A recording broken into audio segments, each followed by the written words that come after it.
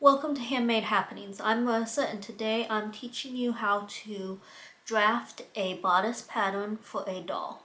This method works pretty well on any small dolls. I'm demonstrating today on a Barbie doll, but you can use it for any doll smaller, and I believe the lady who taught me this actually did it once for the American Girl dolls. So it can be sized up or down fairly easily, and it's a very easy pattern to learn on if you're new to sewing or if you're teaching a young girl how to sew. It doesn't have any darts or any inset seams, so it's a really great pattern for that. It's also very versatile because you can create it at one length for like a dress and attach a skirt to it, or you can make it longer and use it as a shirt and pair it with a pair of jeans or whatever. So for this, you're going to need a doll, a tape measure, a ruler, a piece of paper, and a pencil.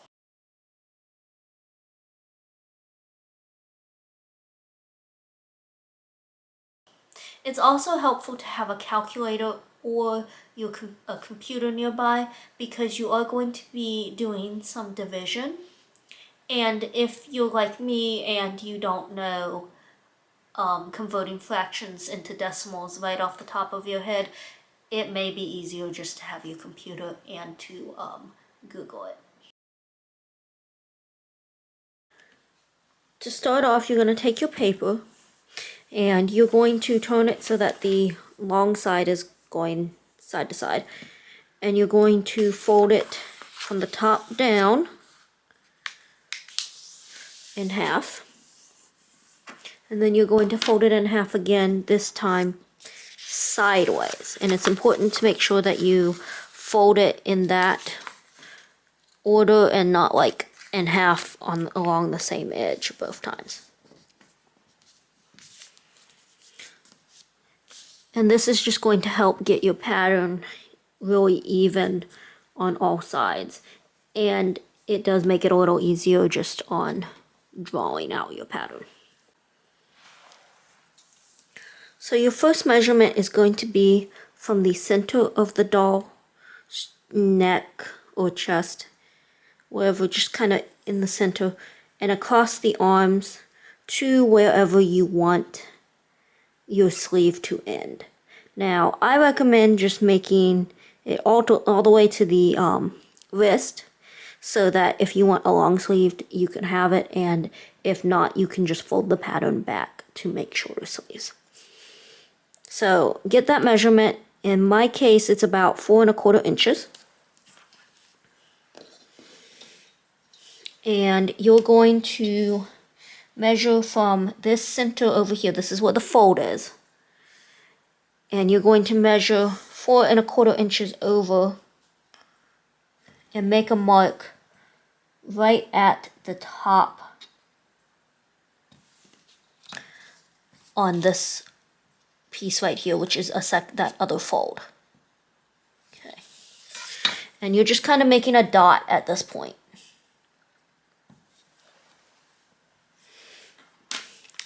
The next measurement is going to be around the hand. And again, if you have a different doll, like one of the more muscular, like the WWE dolls, this may be a different measurement that you need to take. It's basically the widest part on the arm. Usually with the play dolls, it's the hands just because of the shape of them. So you want to go around the hands and find that measurement. And in this case, it is 1 3/4. And you want to take this number, whatever it is, and divide it in half.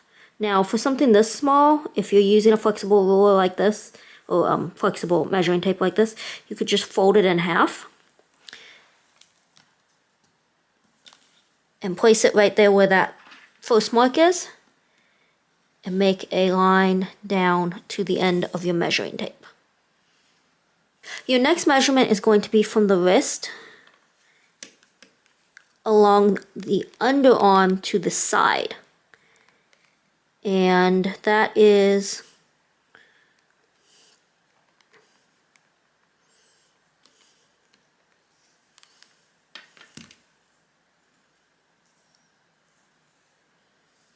about, for me, 3¼ inches. So you're going to measure from here, going towards the fold, 3¼ inches.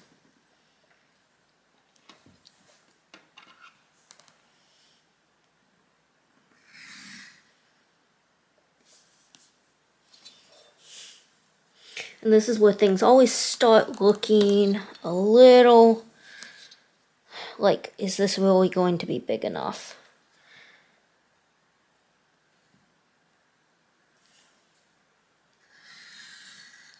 Sometimes your ruler doesn't want to sit flat, so then you get crooked lines. You want to try to avoid that as much as possible.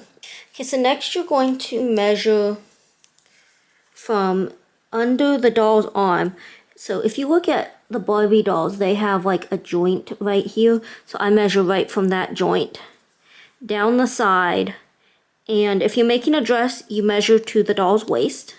If you're making a shirt, you measure to somewhere in the like hip area, or just like slightly past the waistband of her skirt or pants that she's going to be wearing. In this case, I'm making it for the dress, so right there at 1½ inches. And draw that line from where the underarm is to 1½ inches. And then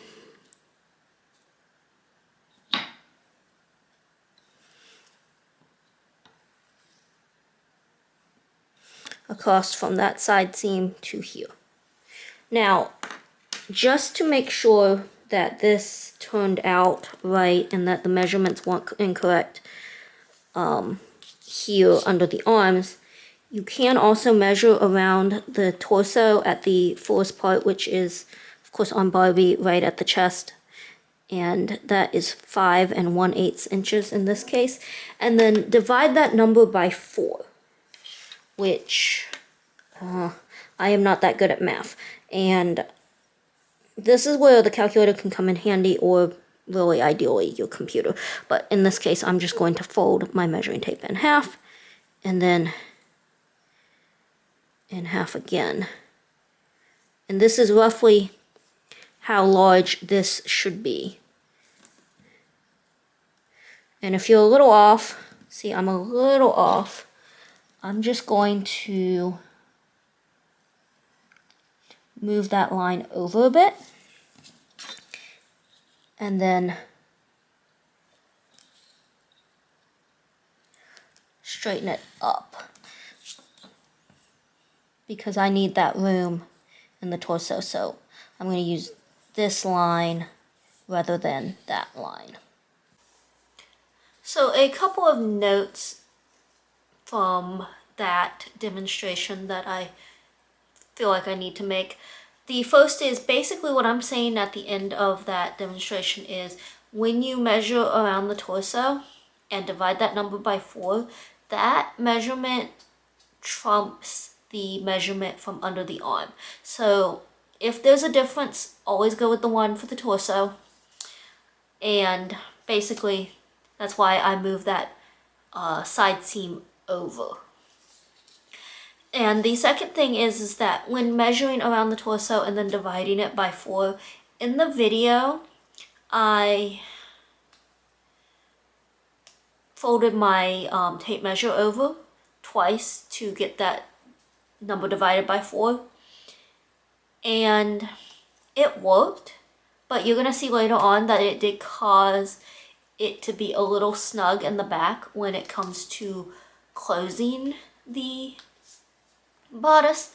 So what I recommend is that when you divide your number by 4, ideally if you do it like on a calculator or the computer, is to then round it up to the closest 1/8 of an inch. And what this does is a couple things. One, it just makes it a lot easier for marking that last line. And then for another thing, it provides just enough ease that the back will close much smoother than it does if you don't have that ease in there. Next, you need to add your seam allowance. And I just do that by taking a ruler and marking it in. I do for Barbies and smaller dolls about 1/4 inch. So you just kind of mark.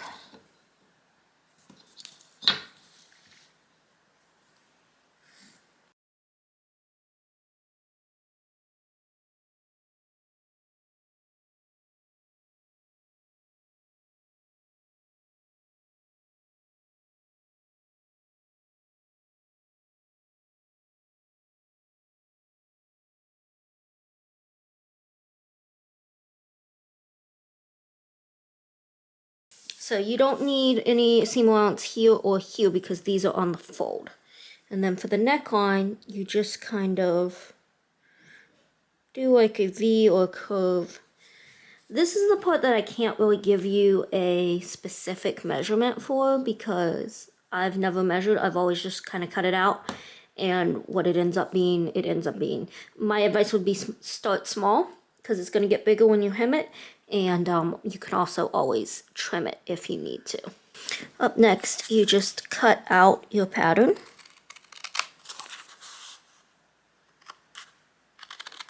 And remember, you want to be on those outer lines. If it helps, you can trace your seam allowance in a different color if that helps you. And I'm also noticing as I'm doing this that I'm having a hard time keeping the paper even. So you want to hold it really at that top piece so that the paper doesn't shift as you're cutting through all of these layers. So cut that. Cut your neckline. And then when you unfold it, it should look like this.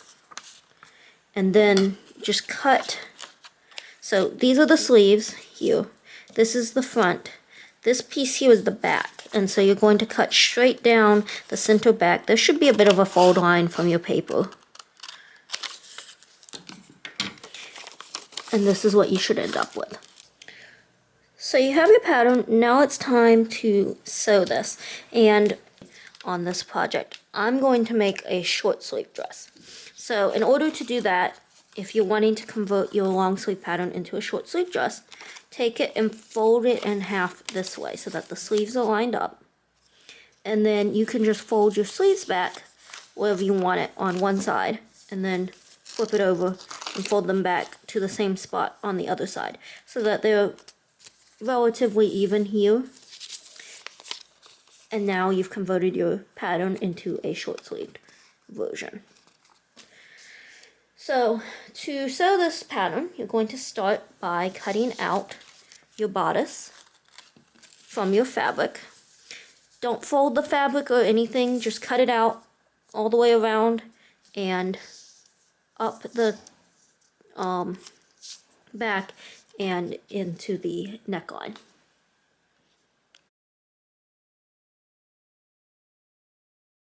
So the next step is to hem the sleeves and the neckline. Now the sleeves are pretty straightforward. You turn them over 1/4 inch about and sew a straight stitch. This can be done on the machine or by hand. The neckline, on the other hand, I find is best done by hand. Now I've done it by machine. I have dresses that were done by machine. I have found that the longer I sew and the supposedly better I get at sewing, the worse this turns out for me. So now what I suggest doing is just turning over these back edges and the neckline by hand. And to help with these corners, you want to clip in that center front V and then those slight V's on the side, because that will make it easier when you come up to that corner to turn it under and stitch it down. Another suggestion that you can use is instead of toning everything under and stitching it down as a hem, you can use a buttonhole stitch all the way around the neckline. Now, when you do this, you would need to cut the neckline exactly to where you want it because it's not going to get any smaller because you're not toning anything under. So that is an option, and it's one I like, especially if I'm doing the really small dolls like Chelsea or smaller. So once the seams are done, you're going to place your top right sides up. So if you have a print, that means the good side will be facing up. If you have a solid, it just means that, you know, all of those seams are on the other side. And you're going to fold this down. And you're going to stitch from the hem of the sleeve in, and then pivot and stitch down that side seam. Okay, so once these seams are sewn, you can see the stitch line. You're going to clip into that corner, and this just makes it so that when you turn it right side out, it sits flat. Because if I didn't do that, this would kind of bunch up and look funny. So you want to clip that corner. And you can turn it right side out. Now at this point, if you were making a shirt, all you would have to do is hem this bottom piece and add a closure, whether it's Velcro or snaps. As it is, I am making a dress, so we still need a skirt. So before starting the skirt, it is probably a good idea, if this is your first time making the pattern, to just try it on the doll and check and see if there's any fit issues, because sometimes, despite best efforts and just because it works well for me and my dolls, does not always mean that there aren't little things that maybe need changed. So in this case, because as I mentioned earlier, I did not round up on that chest measurement to the closest 1/8 of an inch. It is a little tight up at the top, like it doesn't necessarily want to overlap. Now, this could also be because this is really a very narrow neckline opening. So if I deepen this, it would probably help a little. But that's why you want to round up to that nearest 1/8 of an inch on that quarter side. It doesn't seem like it would make a lot of a difference. In fact, this is the pattern that I drafted this morning before I started filming, and this is the one that I drafted on camera. And I mean, it's less than probably 1/8 of an inch difference between the two, but the difference between bodices that I get from those patterns is really big. So basically, you do want to do a mock-up because this method is fairly easy, but sometimes just those little things can make such a big difference. So for the skirt, you're going to cut a rectangle that is twice as wide as the bottom of the bodice. And then for the length, I measure from the waist to where I want the skirt to sit on the doll, plus 1/2 inch. 1/4 inch for a seam allowance and 1/4 inch for the hem. For the skirt, you're going to start by folding over and hemming 1 inch down each side of the skirt. You're then going to fold up and hem the bottom. Next, you're going to gather the skirt, and you can do this by machine or by hand. And what I like to do is run the gathering stitch along the top, and then pin each side of the skirt to the sides of the bodice, and pull that gathering thread so that it matches the length of the bottom of the bodice. Tie off your gathering threads so that it stays there. Even out your gathers, pin them, and sew right along that seam. And then remove your pins and open it up and attach Velcro to the back of the bodice. You want one side on the correct side of the fabric and one on the wrong side so that they overlap and stick together. And then stitch down the center back seam of the skirt. What I usually do is I even it out at the hem. So I make sure it's even there, pin it, and then just pin up the top. Because if it's uneven up there, basically it can just kind of resituate itself when you close it with the Velcro. So you're going to stitch up that back seam from the hem all the way to the bottom of that 1 inch that was folded over and sewn on the skirt.